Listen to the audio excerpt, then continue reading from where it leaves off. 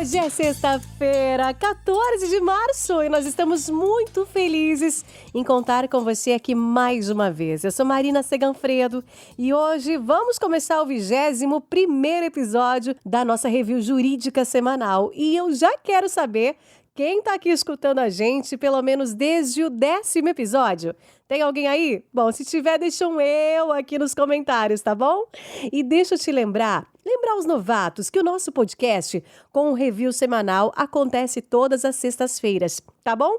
Já deixa aí sempre programado para a gente viver esse momento juntos aqui. E você que tá curtindo aí nosso podcast, tá gostando da nossa Law Leather? Se a resposta é sim, eu tenho um pedido muito especial. Que tal você tirar aquele print da tela e postar nos seus stories no Instagram, marcando a gente aqui, o @lawleather, LAW.LETTER.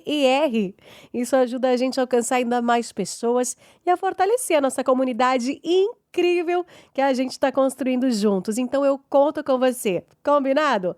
Bora para a primeira notícia. A assinatura digital não permite que crianças possam viajar sozinhas.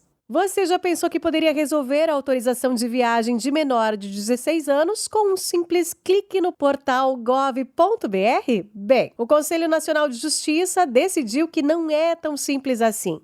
Em uma recente decisão, o CNJ esclareceu que a assinatura digital não substitui a exigência de reconhecimento de firma em cartório para autorizar a viagem de menores de 16 anos desacompanhados.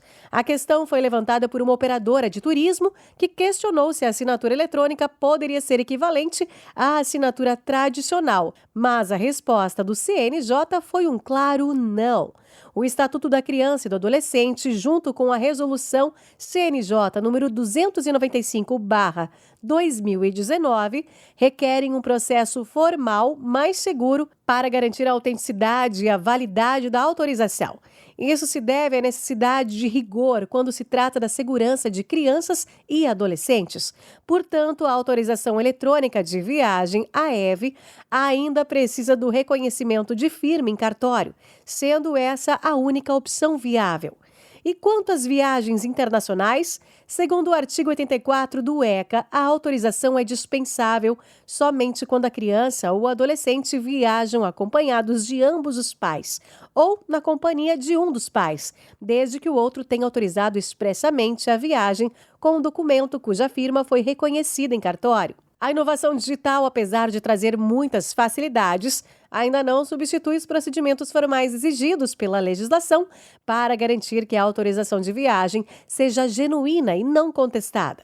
Portanto, a decisão recente do CNJ reafirma que a assinatura digital não substitui o reconhecimento de firma para viagens de menores de 16 anos. Novo projeto de lei proíbe acordo de não persecução penal para tráfico de drogas. Um projeto de lei na Câmara dos Deputados propõe proibir o acordo de não persecução penal, ANPP, em casos de tráfico de drogas, argumentando que tais casos devem ser tratados com rigor, dado o impacto significativo na segurança pública. Isso obrigaria os casos de tráfico a seguir o procedimento judicial completo, alterando profundamente as estratégias de defesa dos advogados. O ANPP em tráfico de drogas sempre foi controverso.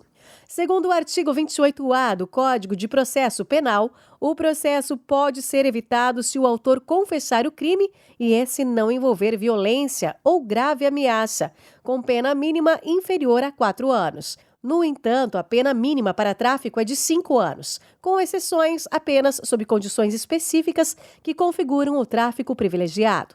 Contudo, o CPP também determina que o acordo só deve ser proposto quando for necessário e suficiente para a reprovação e prevenção do crime, o que muitos promotores interpretam como justificativa para não oferecer o ANPP em casos de tráfico privilegiado. Se aprovado, o projeto restringiria ainda mais o uso de ANPP, refletindo a demanda por uma abordagem mais rigorosa no tratamento do tráfico de drogas no sistema jurídico brasileiro. E a partir deste contexto, surge a seguinte pergunta: Essa proposta pode realmente trazer mais eficácia ao combate ao tráfico ou sobrecarregar o sistema judiciário? Quem nos ajuda a responder hoje é o doutor advogado Samuel Almeida Keller, especialista em direito penal e processual penal. A proposta de vedação do acordo de não persecução penal para o tráfico de drogas ignora um ponto crucial, que atualmente o acordo não é permitido para traficantes com envolvimento no crime organizado e nem para criminosos reincidentes. Ele é cabível apenas nos casos do tráfico privilegiado, previsto no artigo 33, parágrafo 4º da Lei de Drogas, né? Ou seja, quem é que hoje se beneficia do ANPP são réus primários, sem vínculo com facções criminosas e muitas vezes em situação que beira até a condição de usuário. E retirar essa possibilidade significa jogar ainda mais pessoas no sistema carcerário. E na prática, essa mudança não vai desmontar redes criminosas nem fortalecer o combate ao tráfico, mas vai sobrecarregar o sistema judiciário e o sistema prisional, que já operam em seu limite. Ao invés de nós concentrarmos esforços em organizações criminosas, o Estado vai se ocupar com pequenos traficantes, agravando ainda mais um problema social que nós temos, que é a seletividade penal. O efeito colateral disso é a inserção desses réus em facções criminosas dentro dos presídios, tornando-os ainda mais vulneráveis e dependentes do tráfico. Isso me faz até lembrar do conceito, né, de porta giratória, ou seja, esse réu, esse envolvido no tráfico, inicialmente era um tráfico privilegiado, ele vai estar imerso no sistema criminal e não consegue mais sair dele. E se o objetivo da legislação é endurecer o combate às drogas, o caminho mais eficiente seria diferenciar melhor os tipos de envolvimento no tráfico, garantindo punições mais rigorosas aos grandes traficantes e permitindo alternativas penais para aqueles que têm baixo potencial ofensivo e chances reais de socialização. A simples retirada do ANPP não significa mais justiça, significa apenas mais presos sem solução real para o problema do tráfico. Excelente, doutora. Para nós, suas considerações fazem total sentido. Vamos para a próxima. Igreja Universal perde ação e vai ter que indenizar pastor por vasectomia forçada. Em uma decisão que parece mais trama de cinema do que realidade, o Tribunal Regional do Trabalho da 7ª Região, TRT7, confirmou a condenação da Igreja Universal do Reino de Deus ao pagamento de R$100 mil em danos morais.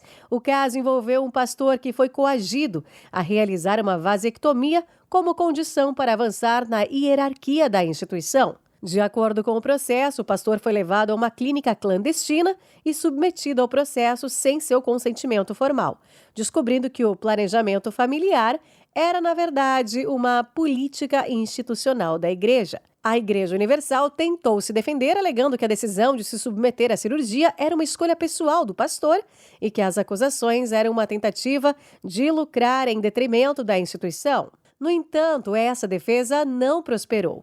Testemunhas do julgamento reforçaram que a vasectomia era uma exigência para quem desejava progredir na carreira dentro da igreja, evidenciando o abuso do poder diretivo e um ambiente de trabalho tóxico. A juíza da 11ª Vara do Trabalho de Fortaleza, do Ceará, categorizou essa prática como um abuso do poder diretivo e uma violação dos direitos fundamentais do trabalhador. O TRT7, ao manter a condenação, enfatizou que a indenização tinha também um caráter pedagógico, buscando prevenir que outros pastores fossem submetidos a pressões semelhantes para comprometerem sua autonomia reprodutiva.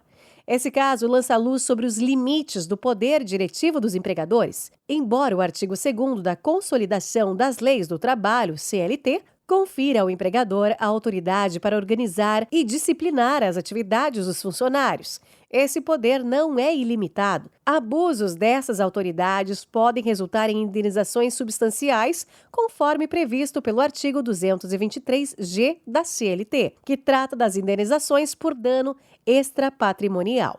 A imposição de um procedimento médico como critério para a promoção, como ocorreu nesse caso, é uma violação flagrante dos direitos da personalidade, garantidos pelo artigo 11 do Código Civil, e diz respeito a princípios como a dignidade da pessoa humana, destacada no artigo 1º, inciso 3º da Constituição Federal. Postou sem pedir, vai ter que pagar. Loja de roupas indenizará criança por foto no Insta. Recentemente, uma loja de roupas infantis enfrentou uma situação cara por uma simples repostagem no Instagram. A 20ª Câmara Civil do TJ de Minas Gerais decidiu aumentar a indenização devido ao uso não autorizado de uma foto de uma criança, inicialmente postada em 2020, quando o menino tinha apenas 3 anos. A proprietária da loja alegou que a postagem foi feita sem intenção maldosa, mas isso não diminuiu a gravidade do caso para o tribunal. Inicialmente fixada em R$ 500, a indenização foi aumentada para R$ 2.000 após recurso da mãe da criança. O desembargador Luiz Gonzaga Silveira Soares, ao julgar o caso, invocou a súmula 403 do STJ, que afirma que o uso indevido de imagem para fins comerciais dispensa comprovação de prejuízo para que haja reparação por danos morais. O aumento da indenização visou prevenir a repetição dessa prática. É crucial que profissionais do direito e empresas estejam atentos às implicações legais do uso de imagens sem autorização, especialmente quando envolvem crianças. A proteção da imagem é uma prioridade no judiciário e as leis estão em vigor para garantir o respeito a esses direitos. Os direitos de personalidade são proteções essenciais que salvaguardam aspectos como a dignidade, a identidade e a privacidade das pessoas, conforme estabelecido pela Constituição e pelo Código Civil, artigos 11 a 21. Esses direitos são inalienáveis, intransferíveis e imprescritíveis. Além desses dispositivos, o Estatuto da Criança e Adolescente, o ECA, artigo 17, e a Lei Geral de Proteção de Dados, LGPD, Lei nº 13.709/2018, também fortalecem a proteção de dados pessoais e a imagem, reforçando a importância de sempre solicitar autorização antes de publicar qualquer imagem. Sorte no amor, azar no jogo. Advogado se casa com cliente durante o processo. Em uma trama que parece saída de uma novela, a relação advogado-cliente no 2º Juizado Especial da Fazenda Pública de Natal, Rio Grande do Norte, transformou-se numa história de amor. Iniciado em 2013, o advogado prometeu resolver o caso rapidamente, sem cobrar honorários, mas, enquanto esperavam a decisão, os encontros profissionais evoluíram para almoços e, finalmente, casamento em 2014. 4 anos depois, o pedido de tutela antecipada foi negado, pois o juízo não viu caráter alimentar na verba salarial disputada. O advogado, agora também esposo, mantém o bom humor, apesar do atraso no processo, brincando que a demora o impediu de receber honorários, mas lhe permitiu encontrar o amor. Atualmente, ele busca o julgamento do mérito do caso, destacando que não há mais provas a serem produzidas. A história aguarda um desfecho no tribunal tão marcante quanto foi para sua vida pessoal. As tutelas de urgência, como a tutela antecipada, fundamentais no direito processual, garantem que os efeitos de uma decisão final sejam antecipados para prevenir danos irreparáveis. Essas medidas são cruciais para a eficácia das decisões judiciais, especialmente quando a demora pode resultar em prejuízos agravados. É importante notar, no entanto, que a tutela antecipada não é definitiva e pode ser revertida, conforme estabelece o artigo 300 do CPC. Então, quais foram suas impressões sobre os assuntos discutidos no episódio de hoje? Alguma novidade ou detalhe que te chamou a atenção ou provocou novas reflexões? Bom, eu espero que as informações compartilhadas hoje aqui tenham agregado muito valor e conhecimento aí ao seu trabalho na área jurídica. Eu aguardo você no próximo episódio. Alô, Leder, sua dose diária de inteligência jurídica. Um bom fim de semana e um abraço.